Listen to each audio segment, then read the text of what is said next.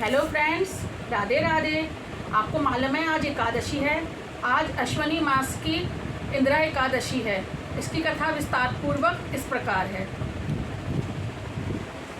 इंदिरा एकादशी पितृपक्ष अर्थात अश्विनी के कृष्ण पक्ष की यह एकादशी इंदिरा एकादशी कहलाती है। अन्य एकादशियों के व्रत के पुण्य से तो व्रत करने वाले को सर्व सुख और अंत में मोक्ष की प्राप्ति होती है, परंतु इस एकादशी का व्रत करने वाले के 7 पीढ़ियों तक के पितर तर जाते हैं।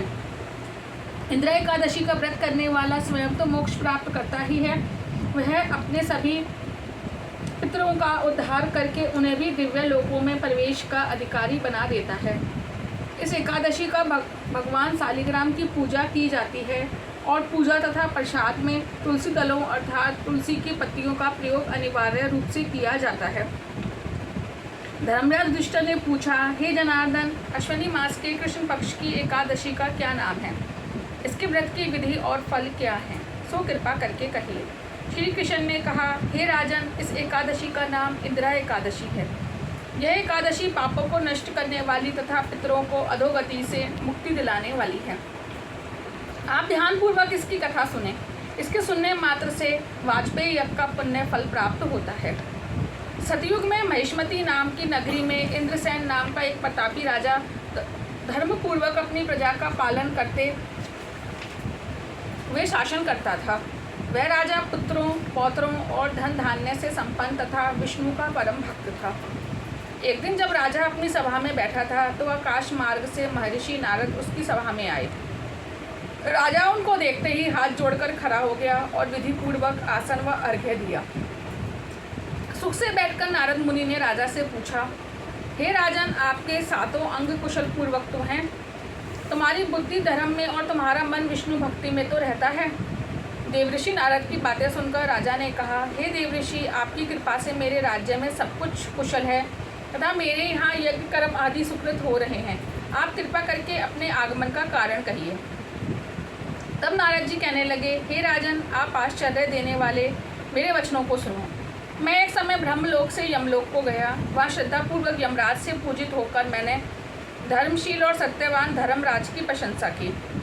उसी यमराज की सभा में महान ज्ञानी और धर्मात्मा तुम्हारे पिता को एकादशी का व्रत भंग होने के कारण देखा। उन्होंने जो संदेश दिया है वह तुमसे कहता हूँ। तुम्हारे पिता ने कहलवाया है कि पूर्व जन्म में कोई विघ्न हो जाने के कारण मैं यमलोक में रह रहा हूँ। हे पुत्र, यदि तुम इंदिरा एकादशी का व्रत मेरे निमित्त करो तो मुझे स्वर्ग की प्राप्ति हो सकती है। तब राजा कहने लगा, हे देवऋषि, आप इस व्रत की विधि मुझसे कहिए। नारद जी बोले, हे राजन, अश्विनी मास के कृष्ण पक्ष की दशमी के दिन प्रातःकाल श्रद्धा सहित स्नान करना चाहिए। इसके पश्चात दोपहर को भी स्नान करना चाहिए। उस समय जल से निकलकर श्रद्धापूर्वक पितरों का श्राद्ध करें और एक समय भोजन करें तथा रात्रि को पृथ्वी पर शयन करें। दूसरे दिन अर्थात एकादशी के दिन प्रातःकाल दातुन करें, स्नान करें। उसके पश्चात भक्तिपूर्वक व्रत का संकल्प करें। संकल्प करते समय भगवान से श्रद्धापूर्वक कहें, प्रभु, मैं आज निराहार रहूँगा और समस्त भोगों का त्याग कर कल भोजन करूँगा। हे भगवान, आप मेरी रक्षा करने वाले हैं, आप मेरे व्रत को पूर्ण करें। इस प्रकार आचरण करके दोपहर को शालिग्राम की मूर्ति के आगे फल फूल रखकर उनकी पूजा करें। शाम को भगवान विष्णु की धूप दीप नैवेद्य आदि से पूजा करें तथा रात्रि को गुण जागरण करें। इसके उपरांत द्वादशी के दिन मौन होकर बंधु बांधवों सहित भोजन करें। बस यही इंदिरा एकादशी के व्रत की विधि है।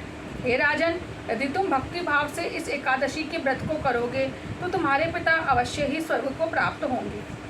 देवऋषि नारद जी राजा को यह उपदेश देकर अंतर्ध्यान हो गए। राजा ने इंदिरा एकादशी के आने पर बंधु बांधवों और दरबारियों सहित इस व्रत को किया। व्रत के प्रभाव से आकाश से पुष्पों की वर्षा हुई और राजा का पिता यमलोक से गरुड़ पर चढ़कर स्वर्ग को गया। राजा इंद्रसेन भी एकादशी के व्रत के प्रभाव से इस लोक में समस्त सुख भोग कर अंत में स्वर्ग लोक को प्राप्त हुए। श्री कृष्ण भगवान ने अंत में कहा, हे धर्मराज युधिष्ठिर, यही इंदिरा एकादशी का महात्म्य है। इस कथा को पढ़ने व सुनने मात्र से ही समस्त पाप नष्ट हो जाते हैं और अंत में स्वर्ग लोकों की प्राप्ति होती है। राधे राधे।